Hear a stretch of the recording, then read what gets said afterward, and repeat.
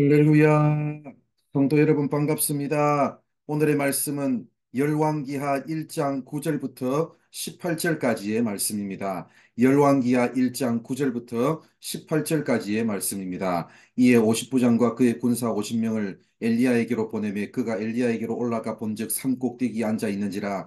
그가 엘리야에게 이르되 하나님의 사람이여 왕의 말씀이 내려오라 하셨나이다. 엘리야가 50부장에게 대답하여 이르되 내가 만일 하나님의 사람이면 불이 하늘에서 내려와 너와 너의 50명을 살을지로다 하며 불이 곧 하늘에서 내려와 그의 군사 50명을 살랐더라. 왕이 다시 다른 50부장과 그의 군사 50명을 엘리야에게로 보내니 그가 엘리야에게 말하여 이르되 하나님의 사람이여 왕의 말씀이 속히 내려오라 하셨나이다 하니 엘리야가 그들에게 대답하여 이르되 내가 만일 하나님의 사람이면 불이 하늘에서 내려와 너와 너의 50명을 살을지로다 하매 하나님이 불이 곧 하늘에서 내려와 그의 군사 50명을 살랐더라. 왕이 세 번째 50부장과 그의 군사 50명을 보낸지라. 셋째 50부장이 올라가서 엘리야 앞에 이르러 그의 무릎을 꿇어 엎드려 간구하여 이르되 하나님의 사람이여 원하건대 나의 생명과 당신의 종인 이 50명의 생명을 당신은 귀히 보소서. 불이 하늘에서 내려와 전번에 50부장 둘과 그의 군사 50명을 살랐거니와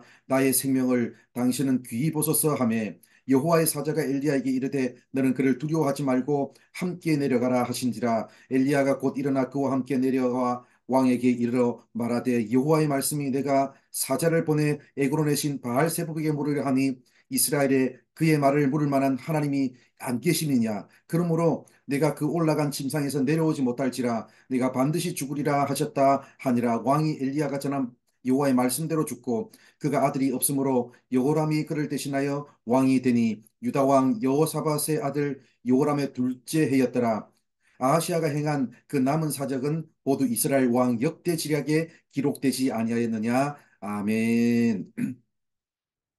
모압의 배신이라는 국가적인 위기 속에서 그리고 심각한 질병이라는 그 병 앞에서 하나님을 찾지 않고 에고론의 신 바알세복을 찾았던 아하시아는 하나님의 심판 선고를 받고 말았습니다. 그런데 아하시아는 하나님 앞에 나아가기보다는 무력을 사용해서 엘리야의 예언을 무효화시키기 위해서 애썼습니다.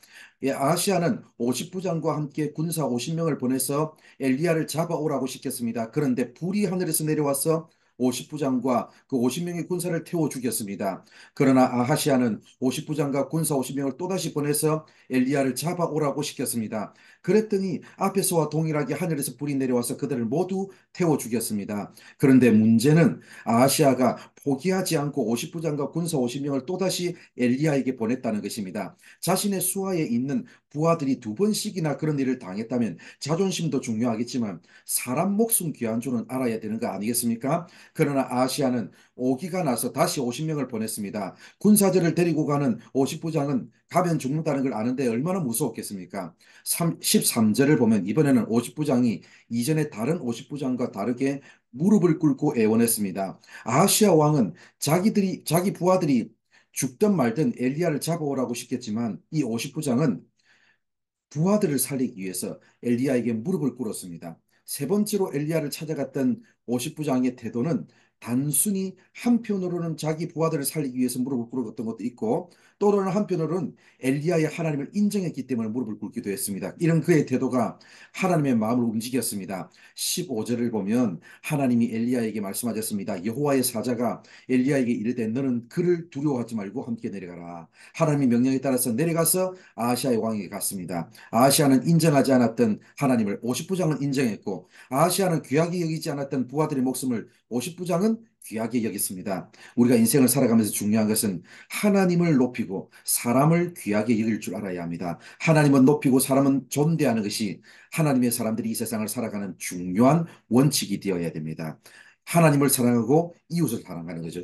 하나님은 나를 사랑하는 자가 나의 사랑을 입는다고 말씀하셨습니다. 또한 내가 사람들로부터 존귀 여김을 받기 원한다면 나도 사람들을 귀하게 여길 줄 알아야 합니다. 사랑하는 성도 여러분, 우리 인생의 모든 상황 속에서 하나님을 높이고 사랑하는 우리 성도들이 되시기 바랍니다. 그리고 하나님께서 나에게 붙여주신 사람들을 귀하게 여기고 섬길 줄 아는 성도로 살아가는 우리 모두가 되기를 바랍니다. 기도하겠습니다.